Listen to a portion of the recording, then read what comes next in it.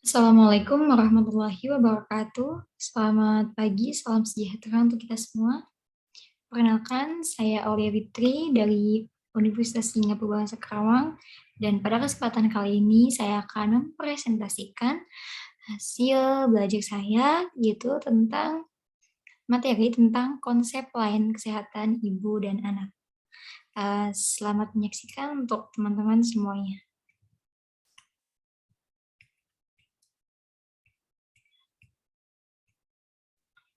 Nah, pengertian pelayanan kesehatan ibu dan anak. Upaya kesehatan ibu dan anak adalah upaya di bidang kesehatan yang menyangkut pelayanan dan pemeliharaan dari ibu hamil, ibu bersalin, ibu menyusui, bayi dan anak balita, serta anak prasekolah. Pemberdayaan masyarakat bidang KIA atau kesehatan ibu dan anak dalam upaya mengatasi situasi gawat darurat dari aspek non-klinik terkait kehamilan dan juga persalinan. Nah, apa sih peranan ibu terhadap anak? Dalam proses kesehatan ibu dan anak ini, peranan ibu pastinya adalah sebagai pembimbing kehidupan di dunia ini. Ibu pastinya sangat berperan dalam kehidupan buah hati di saat anaknya masih bayi hingga dewasa, bahkan sampai anak yang sudah dilepas tanggung jawabnya atau menikah dengan orang lain, namun seorang ibu tetap berperan dalam kehidupan anaknya. Apa sih tujuan pelayanan kesehatan ibu dan anak? Ada beberapa macam tujuan pelayanan kesehatan ibu dan anak, diantaranya adalah tercapainya kemampuan hidup sehat melalui peningkatan derajat kesehatan yang optimal bagi ibu dan keluarganya untuk menuju norma keluarga kecil bahagia yang sejahtera atau biasa disingkat dengan NKKBS, serta meningkatnya derajat kesehatan anak untuk menjamin proses tumbuh kembang optimal yang merupakan landasan bagi peningkatan kualitas manusia seutuhnya.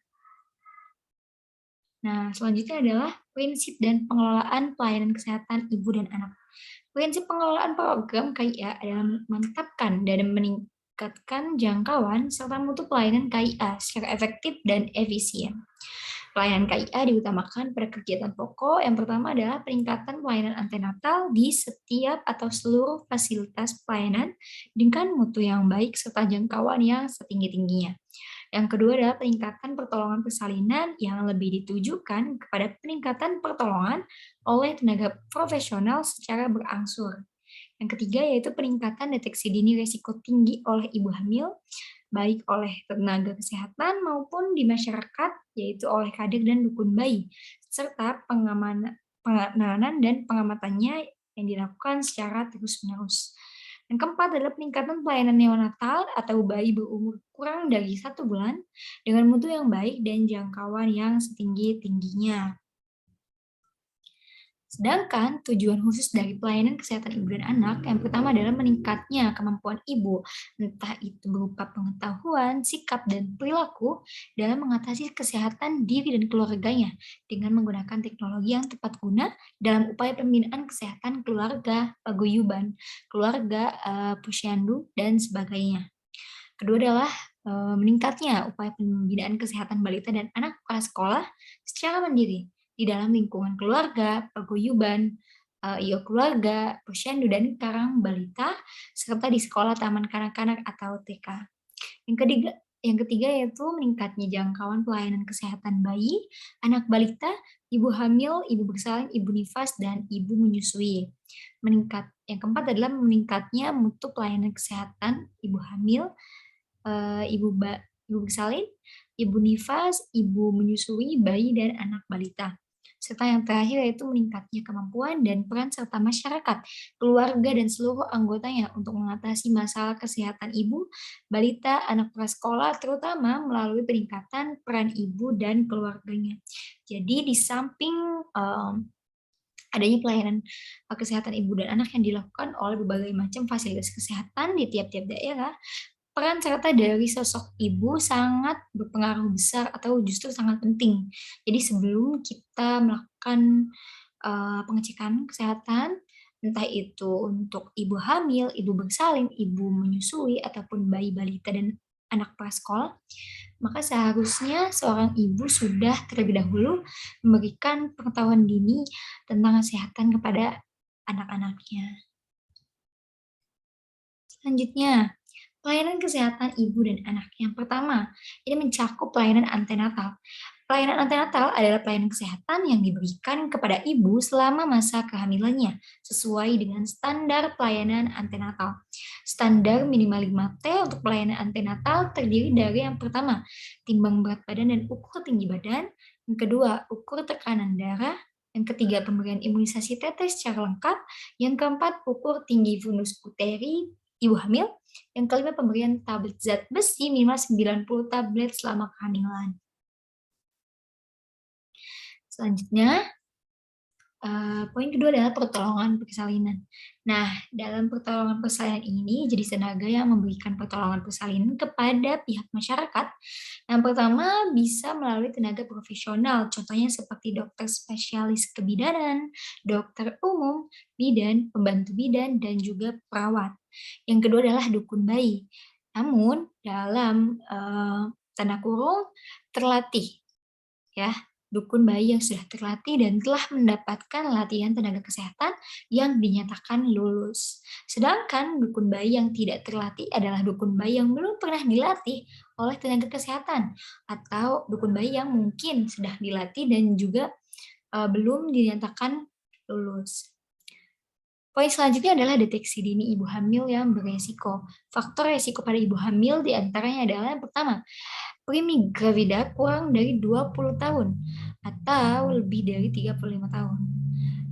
Jadi untuk ibu hamil yang memiliki usia kurang dari 20 tahun atau lebih dari 35 tahun ini sangat memiliki kemungkinan besar untuk memiliki kehamilan yang berisiko. Kemudian yang kedua, anak lebih dari 4. Yang ketiga, jarak persalinan terakhir dan kehamilan sekarang kurang dari 2 tahun atau lebih dari 10 tahun. Yang keempat, tinggi badan kurang dari 145 cm. Yang kelima, berat badan kurang dari 38 kg atau lingkar lengan atas kurang dari 23,5 cm. Selanjutnya, yang keenam adalah riwayat keluarga yang menderita kencing manis, hipertensi, dan riwayat cacat kongenital. Jadi bagi ibu-ibu yang memiliki penyakit sistemik dalam tubuhnya atau anggota keluarganya yang sedang mengalami penyakit tersebut, contohnya seperti kencing manis, diabetes, hipertensi, atau riwayat cacat-cacat kongenital lainnya, itu juga sama memiliki kemungkinan besar untuk mengalami kehamilan yang beresiko. Kemudian selanjutnya adalah kelainan bentuk tubuh, misalnya kelainan tulang belakang atau panggul. Jadi bagi ibu-ibu hamil yang memiliki kelainan pada tubuhnya, seperti kelainan tulang belakang dan panggul, ini juga sama, memiliki kemungkinan besar atau resiko kehamilan yang beresiko. Poin selanjutnya adalah jenis indikator kesehatan ibu dan anak.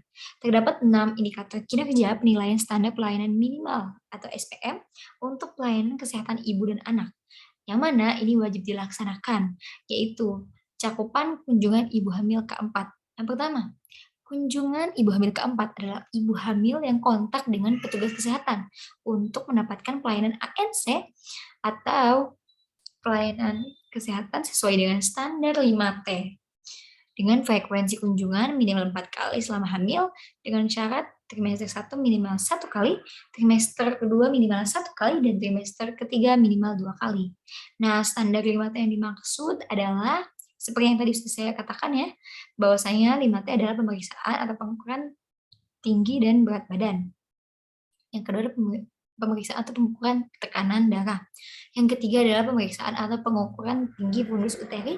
Yang keempat adalah pemberian imunisasi TT atau tetanus toxoid. Dan yang terakhir adalah pemberian tablet zat besi atau tablet penambah darah. Nah, selanjutnya ini adalah bahasan lanjutan tentang materi pelayanan KIA atau kesehatan ibu dan anak. Definisi operasional. Perbandingan antara jumlah ibu hamil yang telah memperoleh ANC sesuai dengan standar keempat di satu wilayah kerja pada kurun waktu tertentu dengan penduduk sasaran yaitu ibu hamil.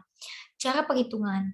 Pembilang adalah jumlah ibu hamil yang telah memperoleh pelayanan ANC sesuai dengan standar K4 di satu wilayah kerja pada kurun waktu tertentu.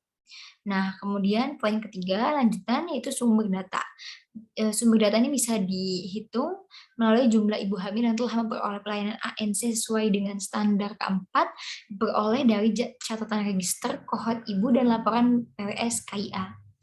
Kemudian perkiraan penduduk sasaran ibu hamil diperoleh oleh Badan Pusat Statistik atau BPS Kabupaten atau Provinsi Jawa Barat. Kemudian selanjutnya adalah kegunaan. Apa sih kegunaan dari pelayanan KIA ini? Kegunaannya itu mengukur mutu pelayanan ibu hamil, mengukur tingkat keberhasilan perlindungan ibu hamil melalui pelayanan standar dan paripurna.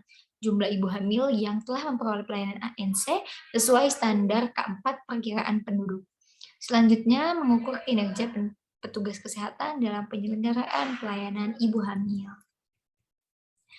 Baik, kita sudah di penghujung acara atau penghujung video. Terima kasih sudah menyaksikan dan mendengarkan dengan seksama materi tentang pelayanan kesehatan ibu dan anak ini.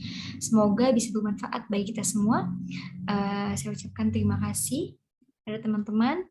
Wassalamualaikum warahmatullahi wabarakatuh.